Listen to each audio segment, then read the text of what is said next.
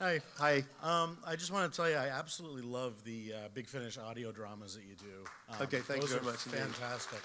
I was just wondering, are you going to be continuing to do those for the foreseeable future? And was it easy to get back into character after so many years? You know, I didn't really give too much thought about getting into character. We just turned up and we just started. Somehow, I think we did slip back into character. As I said to you before, I'm meant to be doing one next week, but I've got a job. But no, we are still doing them, and as long as they keep asking us, and as long as people still want to hear them, and actually pay for them as opposed to just downloading them, then we'll carry on doing them. So yeah, no, they're good fun to do. Don't ask me too many questions about what each particular one is about, though, because the problem is, because we do them, we never learn the words, so we're only spending 2 days doing them. I can never remember what's happened. You know, people come up, oh, I love that bit in Spare Parts, but this happened. I go, what was that about? But no, they're fun to do. Okay, thank you. Okay, thank you. Yes. Hi. Hi. I was just wondering, like, when your biological daughter played the part of the doctor's daughter, Yeah. what was going through your head when you actually saw her on screen on Doctor Who, from a father-daughter perspective? I had no idea what was about to happen. Well, I thought she was terrific, actually, I have to say, in the part. I thought she was really good. I thought, well, what happened was, you know, she went for a part in an earlier part of that same series, and they offered her that part. And then they came back and they said, oh, we've got a much better part later in the season if you'd like to wait. And so she rang me up and said, what do I do? Should I take this part? Should I wait? And I said, well, if they're saying it's better, maybe you should wait.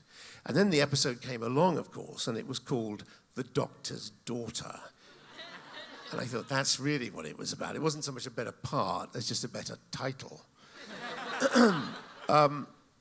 But I thought she was great, and I was very glad. In the original script, she was meant to die, and it was actually Stephen Moffat who said, can we make her live and go off? So it's up to him to carry that on, I think, Stephen. Yay. If you think that was complicated, what was going through my mind, you should have heard my Father of the Bride speech. That was really weird. So here's my daughter who's marrying the doctor who was also me. So she's really marrying her father at the same time. Maybe I better stop. Anyway, yes, that was fun. Good, thank you. Yes? Oh, I see, it was your, all right, okay, all right. Just didn't give up on the great question then. Okay, yes, sorry. Hi. Of course, you were starring alongside David Tennant in the fantastic but short, all too short special Time Crash a couple years ago. Yes. Thank you. And I was just wondering what the atmosphere was like being on set as the first and so far only classic Doctor to come back on the new series, and how you would compare the atmosphere of the set between the old and the new. Well, first of all, it didn't feel, I have to say, like my set. So it wasn't as if I was there, going down there, and there was a sort of imposter. Because by this time, the show was filmed in Cardiff and had what we call a standing set. So that it meant that, you know, it was nothing. He stood there all the time, whereas ours was just wheeled in and out. It was enormous. I was trepidatious about doing it because, you know, I was, as you say, representing the classic Doctors. David couldn't have been nicer. Nothing else was going on at that time. And I was in Spamalot at the time, and I was in London. I had to shave off my beard on a Saturday night, get in a car, drive down to Cardiff, and we filmed it on the Sunday. And I think they thought, they timed it at something like 12 minutes, and I think we did it in about 8 or something. We spoke very, very quickly. But it was great fun, and by the time we finished, I could have gone on for years and years. But sadly, it was over. So it was, but it was a great atmosphere, I think. You know, it was a brilliant script as well. Thank you very much. Thank you. Yes. Yes. Hello. Hello. I know you've been asked who was your favorite companion, but of all the newer your companions, who do you think would have been a best fit for your Doctor of the ones since Christopher Eccleston took the part? Well, If any. my answer would actually be the same. I'd have Rose. I Rose? think, probably, yeah. Just I think she was something saying so human about that character, and so, covered out all the ground so brilliantly well. I think. Thank you. Very short answer. I'm sorry. That's all right. Hello. Hi. Of all the villains there are, which is your favorite villain? My favorite villain. Well, I suppose the easy answer is the Master, because he is, yay. Because he's almost like another face of the Doctor. They're both renegade Time Lords, really, and he has gone, as it were, to the dark side. And the Doctor is, is just such a nice guy. But of the more, should we say, mechanical foes that I had, I always had a great fondness for the Cybermen, actually, and indeed the Cybermen during my time I really liked. Because I love the way you could just see their faces through the perspex, and we had a great chief Cyberman, David Banks. And I remember a story during Patrick Troughton's time, which terrified the living daylights out of me, which was a Cyberman story. But the Daleks, of course, have, should be there as well. It's very difficult. I would say they're my three favorite. But I suppose the Master is the ongoing battle, in that he's the one he can't kill, and there's some kind of relationship there which is stronger than just, the enemy. Yes. Thank you. Yes. Hi there. I had two really, really, really quick questions. Okay. One, I heard you don't like celery, yet you were instructed to wear one on your lapel. I don't How mind did wearing it on my lapel. That's fine. It's eating it I have a problem with. Yes. Secondly, I know it would have been a year or two ago in England, you actually had a fan reproduce the actual TARDIS console that you used in your series and the ones afterwards. Yeah. And I heard you actually had a chance to play with it. Yeah. What was it like to have somebody that, loved your work and the other Doctors as much to recreate a one-to-one replica of what you used on the set, and then actually have a chance to interact with it? Well, it was fantastic. I mean, I had no idea it was there. What happened was I was doing this little video for a convention that I was going to. And the Doctor Who Experience exhibition had just started up. And went along there. And there was this guy, Mark, I think his name is, who'd built this fantastic replica of the TARDIS. And part of this little video was I had to find my way into my TARDIS and start up the thing. And he said, I could make it work if you like. And so I said, great, how'd you do that? He said, I have to sit underneath it.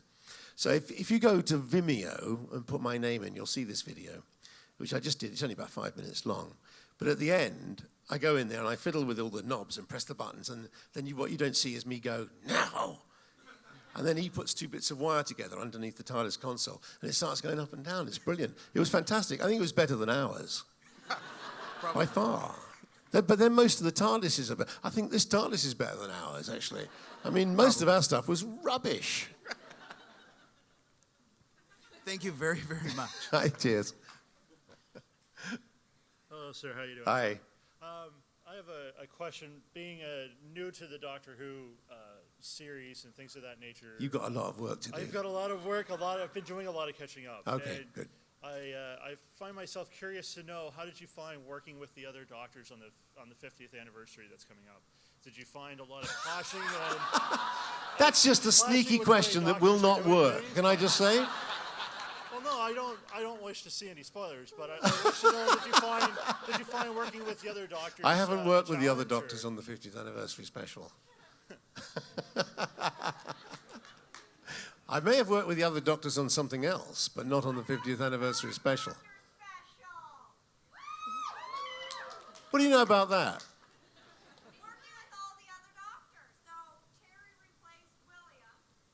Oh, the 5 Doctors, yes, right, yes. The 5 Doctors, yes. That was great. I loved that because, of course, Patrick was there and John Pertwee was there, who insisted he was the best Doctor. Tom very kindly refused to appear. But apart from that, we had a waxwork, which I think was probably better. And so, no, I loved it. I loved doing it. So much so that I've tried to recreate it this year.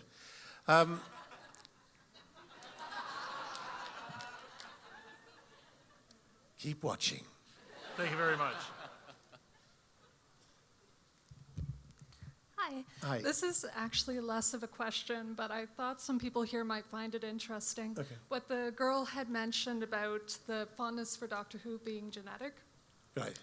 My brother and I have been watching it since it came back in 2005, and I have one of the little toy Daleks, and my mother saw it on a shelf, and she's like, I know what that is. Your father used to watch that show that had those little things on it, and the funny thing is my father passed away about 14 years ago, and I never knew he was a huge Doctor Who fan. You didn't? And now my brother and I were, so who knows? Might be genetic. Clearly it's genetic, then I take it all back. I think it just appeals to extraordinarily creative and talented people, some of whom grow up to run the program. Yes. So you were talking about how fond you were of the Cybermen. I Yes. was just wondering what you thought about their evolution and redesign in the new series. I don't mind them at all. I do like the Cybermen. I think they're terrifying, and I love the old clomp that they've got now, and the music's fantastic. So I've got no objection to them. I just had a particular fondness for my Cybermen, that's all, really. Cool, thanks. Cheers. Well, thanks for coming here, but and I've heard that you dislike the celery, but how did the celery come to be your thing? Okay, this is a story, very quickly, because probably we're going to be stopped at some point, aren't we? But anyway, no. We already got the rap, but... Okay, so what happened? Well, right, so we have the cricketing outfit, the sort of vaguely designer cricketing outfit that I'm presented with, and I go, okay, great. Then the producer, John Nathan Turner, says, I think you should need to wear something slightly eccentric, because Tom had a scarf, obviously, that was 15 feet long.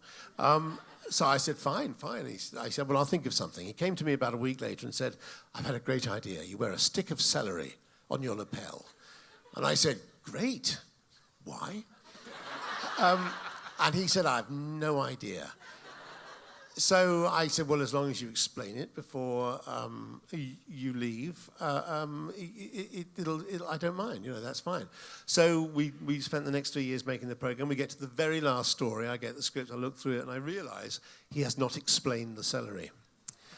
So the script editor is brought in to put a little bit into the script about explaining the celery, and indeed he did, and I thought actually it worked pretty well. The Doctor is allergic to certain gases in the Praxis range. Sure you know that. And when these gases are present, the celery turns purple, and then the Doctor eats it, and he is saved. Unfortunately, in this case, he didn't do that because he was too busy saving Perry, and so sadly I turned into Colin Baker. And, Thank you very much. Thank you.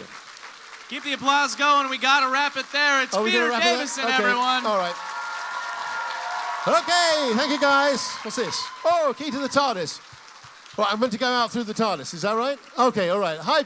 Bye, everybody. I'm meant to leave in the TARDIS. Don't get excited. I don't think it's going to disappear. Oh. It's not even locked. Bye. Peter Davison, everyone. Cheers. Thank you. Bye. And watch the 50th anniversary special on Space November 23rd. Enjoy the rest of Hal-Con. I'll see you next year, I hope.